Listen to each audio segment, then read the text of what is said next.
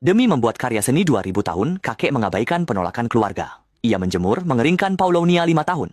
Membakar dengan alat 1000 derajat, lalu memakai mekanisme khusus tingkatkan daya tahan gempa hingga 50 tahun. Setelah memahami alasannya, aku mengerti arti semangat keartisan sejati. Agar usahanya tidak sia-sia, kakek itu mengasah pisaunya pada batu pengasah hingga setajam silet yang bisa membelah rambut.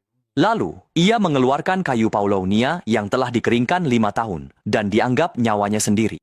Kayu itu sendiri sebenarnya tidak berharga, yang berharga adalah biaya waktunya. Kemudian, menggunakan serut kayu menghilangkan kulit kayu menghitam di sekelilingnya, sehingga warna asli kayu tampak. Kayu diputar dan dibalik, lalu mulai dilubangi ke dalam. Alasan mengapa suara guzeng merdu adalah karena struktur berongga ini, sama seperti alat musik kuno seperti xiao, dise, qin, shun, sheng, dan drum, yang semuanya berongga. Setelah dinding dalam kayu terbentuk, mulai membuat alur. Bagian ini secara ilmiah disebut sebagai Chao Fu. Strukturnya yang unik membuat banyak orang belum pernah melihatnya. Orang tua menggunakan pensil menggambar cetakan, menggambar 2 garis tipis, memperlebar dan menggambar 2 garis, hingga garis-garis tersebut memenuhi tanda. Setelah itu, permukaan lebar dapat dipahat dengan pahat. Jangan meremehkan bagian yang tampak sepele ini, karena bagian ini dapat memberikan resonansi suara yang kaya pada guzeng. Kemudian lem lateks dioleskan sesuai proporsi, sekaligus memasang 5 potong kayu sebagai balok melintang, mengurangi kemungkinan guzeng retak. Permukaan harus dilapisi. Setelah bagian depan selesai, papan kayu dipasang, papan diletakkan rata, sisi atas dan bawah terpasang rapat.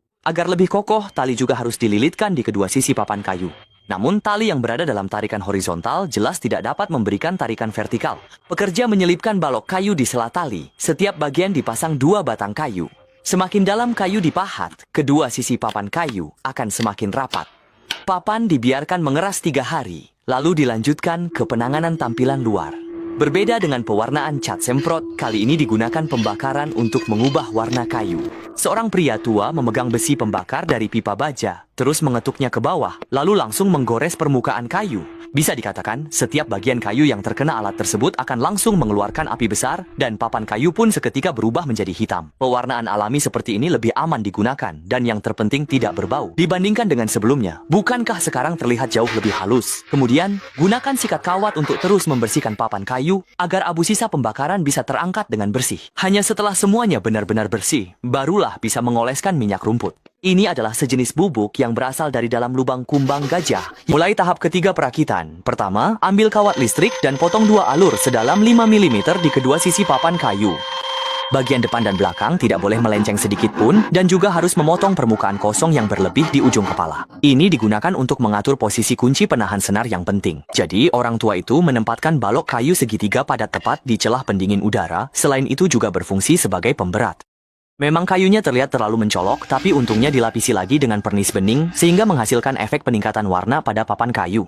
Harus diakui, detail pengerjaannya memang luar biasa. Setidaknya tidak sia-sia usaha 5 tahun pengeringan ini. Selanjutnya adalah membuat lubang suara, yang oleh orang zaman dulu diberi nama sangat unik, yaitu Longqi dan Feng Zhao. Longqi terletak di sisi terlebar yang dekat dengan tangan kompetitor. Sebagai lubang suara utama, Longqi bekerja sama papan atas hasilkan resonansi frekuensi rendah tebal kaya. Feng Zhao terletak ujung paling sempit dekat bagian asli atau palsu. Selanjutnya, pasang senar. Setelah, senar-senar ini diikatkan sisi kepala Zheng.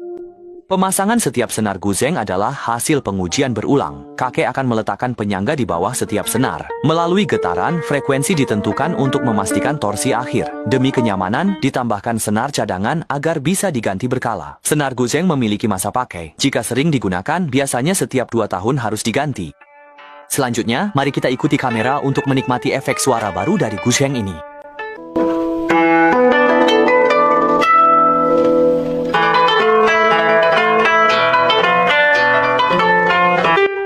Lalu, menurutmu bagaimana dengan guzeng yang dibuat selama 5 tahun ini?